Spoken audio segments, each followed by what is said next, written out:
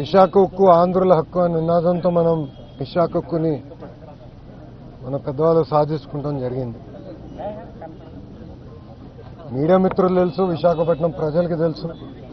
ఆనాడు వాజ్పేయి గారు ప్రధానమంత్రిగా, చంద్రబాబు నాయుడు గారు ముఖ్యమంత్రిగా ఉన్నప్పుడు ఆనాడు కూడా విశాఖ ఉక్కు ఒక సంక్షోభంలోకి వెళ్తే మనం కాపాడుకుంటాం జరిగింది. అదే పరిస్థితి మళ్ళీ వచ్చినప్పుడు కేంద్రంలో ఉన్న ప్రధానమంత్రి గారు, రాష్ట్రంలో గౌరవ ముఖ్యమంత్రి చంద్రబాబు నాయుడు గారు, అటుపక్కన కుమారస్వామి గారు, ఇటుపక్కన వర్మ గారు, నిర్మలా సీతారామన్ గారు అందరూ కలిసికట్టుగా కూర్చుని సుమారుగా 15,000 కోట్ల రూపాయలు ప్యాకేజ్ ఇచ్చి విశాఖ ఉక్కుని తిరిగి కాపాడుకుంటమే కాదు, తిరిగి ప్రొడక్షన్ ప్రారంభించడం జరిగింది. ఇలాంటి పరిస్థితుల్లో నిన్న జరిగిన సంఘటన చాలా చాలా బాధాకరం. ఒక పక్కన మేమందరం కూడా మళ్ళీ పూర్వ వైభవం వస్తుంది విశాఖ ఉక్కుకి. ఎందుకంటే టెక్నాలజీ చాలా మంచిది. ఆ టైంలో కట్టిన 4 ప్లాంట్లో కానీ ఒకసారి చూస్తే one of the best technology ఉన్న ప్లాంట్ ఇది. అలాంటి పరిస్థితుల్లో ఎందుకు ఇది జరిగిందనే బాధ మా అందరు కలిగింది. నిన్న కరెక్ట్గా 4 గంటల 10 నిమిషాలకి ఇన్సిడెంట్ జరిగిన వెంటనే కలెక్టర్ గారు, సిపి గారికి ఇక్కడ వస్తాం జరిగింది.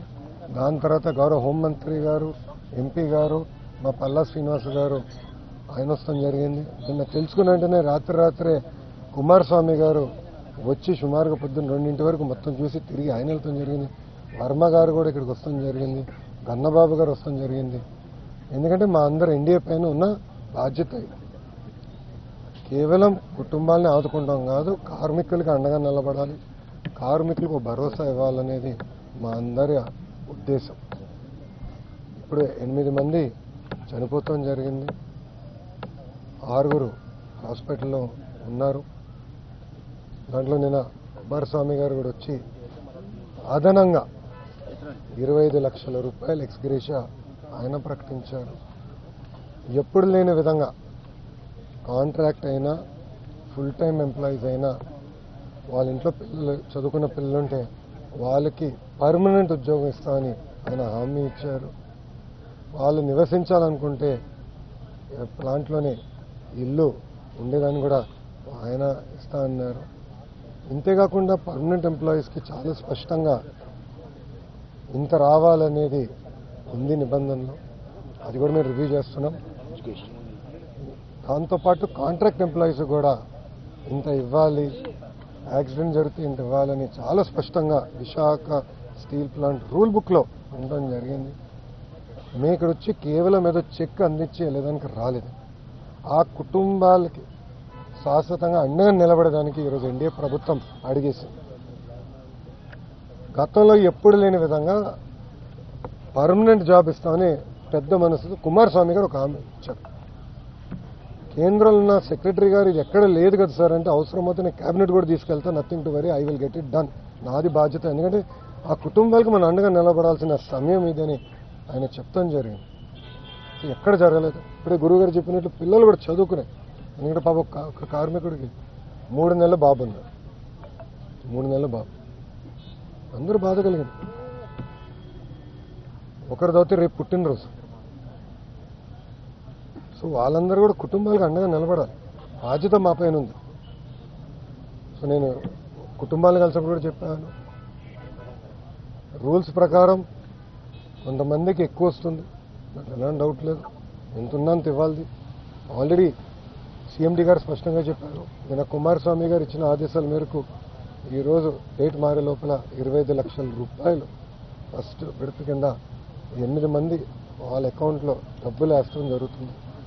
ఇంతేకాదు దాని తర్వాత రావాల్సిన ఎక్స్గ్రేషియా, పిఎఫ్ అకౌంట్ నుంచి రావాల్సిన డబ్బులు, స్టీల్ ప్లాంట్ ఇవ్వాల్సిందంతా కూడా మేము మొత్తం క్యాలిక్యులేట్ చేసి ఆ కుటుంబాల అకౌంట్లో వేసే బాధ్యత ప్రభుత్వం తీసుకుంటుంది. అక్కడితో మేము ఆగం. మేము అందరూ వచ్చేటప్పుడు కారులో కూడా మాట్లాడుకున్నాం. వర్మ గారు నేను కూడా డిస్కస్ చేశాం. అంత్యక్రియలు అయిన తర్వాత, పెద్దకరమైన తర్వాత మళ్ళీ అమరావతిలో ఒకసారి కూర్చుందాం కుటుంబాలతో. ఇంకెలా చేద్దాం, ఏం చేస్తే బాగుంటుంది. వాళ్ళు కేవలం సొంత కాళ్ళపై నిలబడతాం కాదు, ఆ పిల్లల్ని చూసుకోవాల్సిన బాధ్యత ఎన్డీఏ ప్రభుత్వం పైన ఉంది.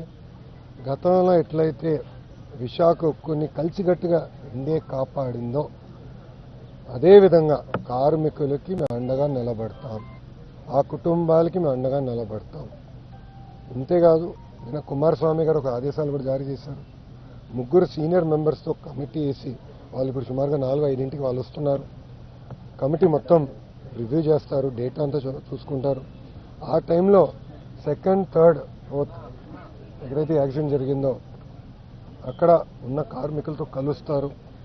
వాళ్ళది కూడా ఏం జరిగింది ఏంటని తెలుసుకుంటారు.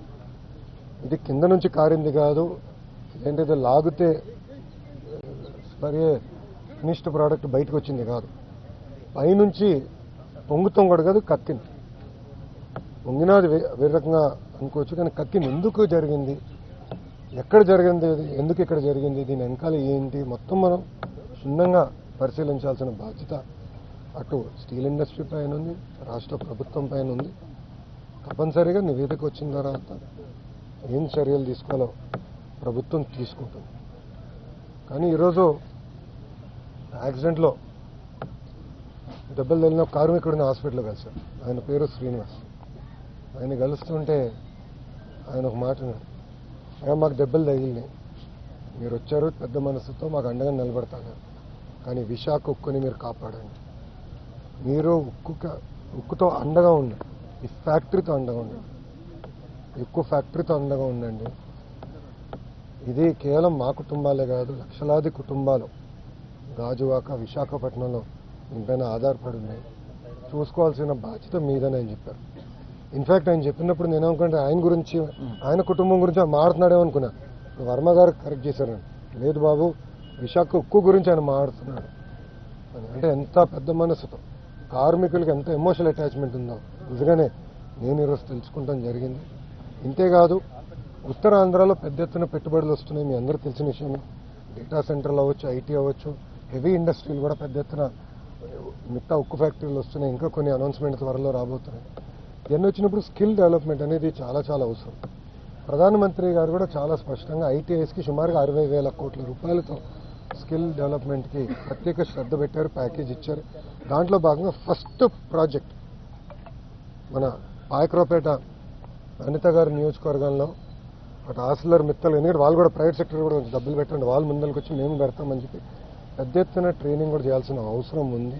అటు ఫార్మా అవ్వచ్చు, స్టీల్ అవ్వచ్చు, మిగతా మ్యానుఫ్యాక్చరింగ్ సెక్టర్స్ అవ్వచ్చు, ట్రైనింగ్ అనేది చాలా చాలా అవసరం. దాంట్లో ఎలాంటి సందేహం లేదు. ఒక విద్యాశాఖ మార్చులుగా నా పైన బాధ్యత ఉంది, ఎందుకంటే స్కిల్ డెవలప్మెంట్ నాకుంది. ట్రైనింగ్, రీట్రైనింగ్, నిరంతరం ట్రైనింగ్ చేయాల్సిన బాధ్యత మా పైన ఉంది. అది కూడా ప్రభుత్వం చాలా సీరియస్గా తీసుకుంటుందని ప్రజలందరూ కూడా తెలియజేస్తూ, స్టీల్ ప్లాంట్ పరిరక్షించాలంటే క్యాపిటల్ మైన్ అనేది ఇంపార్టెంట్, దానికోసం కృషి చేయాలంటారు కార్మిక సంఘాలు. సార్ మీరు మళ్ళీ ఒకే మాట అంటున్నారు, కార్మిక సంఘాలు అంటున్నారు. నేను ఒక విషయం చెప్తున్నా, విశాఖ ఉక్కుని కాపాడుకుంది మేము. గతంలో ఎప్పుడన్నా క్యాప్టివ్ మైన్ ఉందా? విశాఖ ఉక్కుకి క్యాప్టివ్ మైన్ ఎప్పుడన్నా ఉందా? ఈరోజు కూడా ఇక్కడికి వస్తున్న ఉక్కు ఫ్యాక్టరీలు అన్నిటి కూడా స్లర్రీ పైప్ లైన్ ద్వారా రా మెటీరియల్ ఎన్ఎండిసి టైప్తో వస్తున్నాయి. మార్కెట్ ప్రైస్ ఇది ప్రైవేట్ సెక్టర్ కానీ ఎవరికైనా కానీ మార్కెట్ ప్రైస్. ఈరోజు మేము కారులో వస్తుంటే ఒక ప్రతిపాదన వచ్చింది, స్లరీ పైప్ లైన్ నుంచి విశాఖ ఉక్కు కూడా ఇవ్వాలి. కానీ దాని గురించి ఏనాడు ఏ కార్మిక సంఘ నాయకుడు మాట్లాడరే. కార్మికులు మాట్లాడుతున్నారు. నన్ను అడిగారు ఒక కార్మికుడు, అన్న మీరు దీన్ని కూడా స్లరీ పైప్ లైన్ వేస్తే బాగుంటుందని నన్ను అడిగింది ఒక పని చేస్తున్న కార్మికుడు. తప్పనిసరిగా చేద్దాం, 100% చేయాలి. దానికి ఎక్కువ మనకి రైల్వే సైడింగ్ అన్నీ కూడా ప్రాబ్లం లేదు. మనకి స్లరీ పైప్ లైన్ కూడా తీసుకొచ్చే బాధ్యత ప్రభుత్వం తీసుకుంటుంది. ఇది మీరు చూడండి, ఇదే స్టీల్ ప్లాంట్ లాభాల్లోకి వెళ్ళింది, అద్భుతంగా చేసింది. సుమారుగా 10,000 కోట్ల ఎఫ్డీ ఉండేది ఒక దశలో. తర్వాత కాంగ్రెస్ వాళ్ళు వచ్చారు. ఇదే ఇప్పుడున్న కార్మిక సంఘ నాయకులు కొంతమంది కాంగ్రెస్ వాళ్ళు ఉన్నారు, వాళ్ళు అడుగుతున్నా, మీరు డబ్బులు తీసుకెళ్లి వేరే రాష్ట్రాలకు వచ్చి పెట్టారు, రాయ్ బరేలి అక్కడ ప్లాంట్ పెట్టుకోరు, అక్కడ పెట్టదు అన్నట్లు మీరు డబ్బులు పెట్టచ్చు కదా స్వామి. విశాఖకు డబ్బులు తీసుకెళ్లి పెట్టారు. తర్వాత జరిగిన పరిణామాలు మీకు తెలుసు, నష్టాల్లో కూరుకుపోయింది. 15,000 కోట్లు, ₹1, ₹2 కాదు.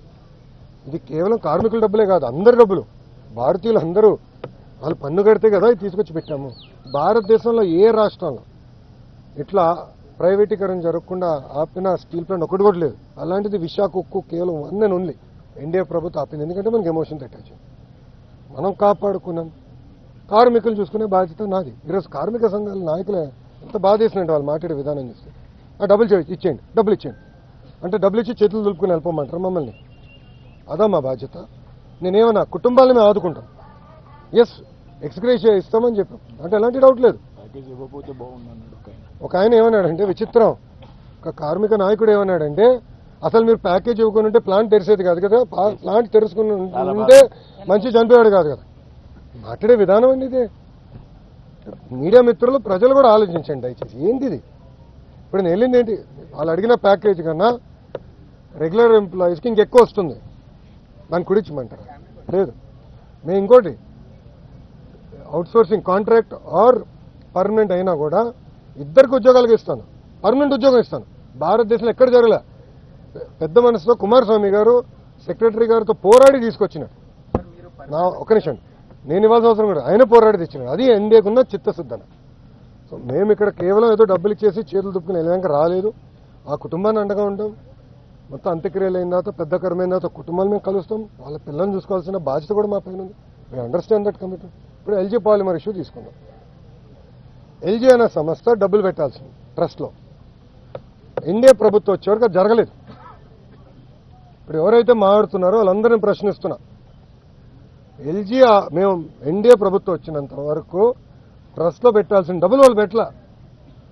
మేమొచ్చి గన్నబాబు గారు, పల్లా గారు, ఎంపీ గారు, మేము పర్సనల్గా తీసుకుని, నేను 2-3 సార్లు కలిసి, వాళ్ళు కలిసి ట్రస్ట్ ఇప్పుడు తెప్పించాం. మిగతా కుటుంబాలన్నిటి కూడా రావాల్సిన నష్టపరిహారం మేము అధికారంలోకి వచ్చినా తెప్పించాం. అక్కడ పర్మనెంట్గా ఒక ఆసుపత్రి కూడా తెరవాలి, దానికి కూడా నిధులు ఉన్నాయి. 50 crores ఉంది. ట్రస్టీస్ ఒక టైం తీసుకుంటే నేను ఎంపీ గారు కూడా చెప్పాను, మీరు కూడా మాట్లాడండి, హెచ్ఎం గారు కూడా మాట్లాడతారు, అవసరం నేను కూడా ఇన్వాల్వ్ అవుతాను. తప్పనిసరిగా హాస్పిటల్ కూడా తెస్తాను. సో కేవలం ఏదో డబ్బులు ఇచ్చేయండి ఇచ్చారు, తర్వాత ఏం మర్చిపోయారు. అలాంటి బ్యాచ్ కాదు. జీవితాంతం గుర్తుపెట్టుకుంది. ఎందుకంటే వాళ్ళందరూ ఆంధ్రులు, తెలుగోలు. మనం కాకపోతే ఎవరు కాపాడతారండి వాళ్ళని? ఆ బాధ్యత ఇక్కడ ఉందా? మా అందరి పైన ఉంది, కేంద్రంలో ఎన్డీఏ పైన ఉంది. అందుకే 6 గంటల్లో కుమారస్వామి గారు వచ్చారండి. అది మాకున్న చిత్తశుద్ధి. ఇప్పుడు కార్మిక సంఘాలు కొన్ని రాజకీయ పార్టీలు వచ్చినాయి, వాళ్ళ నాయకులు ఎవరు వచ్చినారా? Straight question అడుగుతున్నానండి.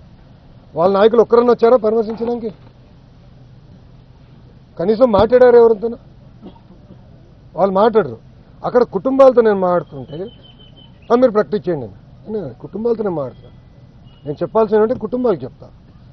నేను కుటుంబాలకు చెప్పా. వాళ్ళు ఎవరు నన్నేవాడు, వాళ్ళు మళ్ళీ కలుస్తాను కూడా నేను చెప్పా. అది మాకు ఇప్పుడు లోపల కూడా కార్మికులు ఒక ఆయన దూరం నుంచి అరుస్తున్నాడు. నేను ఎందుకు అరుస్తున్నా, దగ్గర రా, ఇంపట్లేదు మీ దగ్గర అని తీసుకుని మేము మాట్లాడాం. మా పోలీస్ సోదరు కంగారు పడితే చెప్పిన, ఎందుకే మీకు కంగారు, పక్కరండి, అందరిని కలిసి వెళ్తామని చెప్పి కలిసిన. సో ఆ చిత్తశుద్ధి ఎన్డీఏ ప్రభుత్వానికి ఉంది. కుటుంబాలను ఆదుకునే బాధ్యత మేము తీసుకుంటాం. మళ్ళీ విశాఖ ఉక్కుకి పూర్వ వైభవం తీసుకొచ్చే బాధ్యత కూడా మా పైన ఉంది, మేము చేస్తాం.